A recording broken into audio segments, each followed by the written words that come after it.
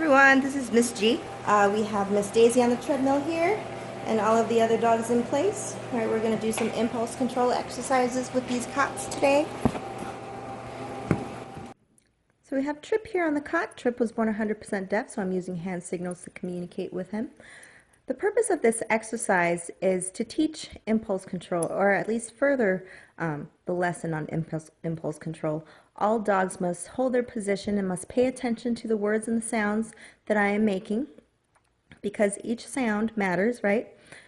Each dog must wait for their name to be called to let them know that it's their turn to do whatever it is they're doing. So it's Mila's turn here, and I'm grabbing the leash.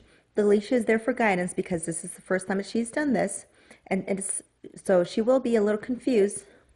A little confusion there.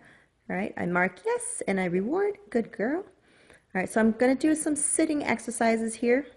She needs to sit and hold sit while I'm moving around her. Okay, if her butt goes up, the leash, I apply leash pressure and guide her back in a sit. So she goes back to her original cot and lays back down.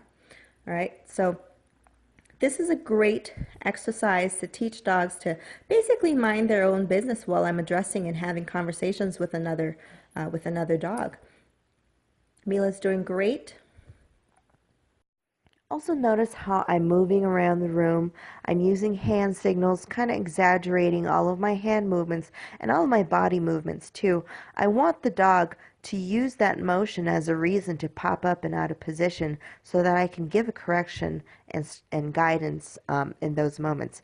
Mila, dogs like Mila who are high-strung and anxious, hyper too, dogs who struggle with impulse control because they're overly aroused, overly excited, all of that stuff.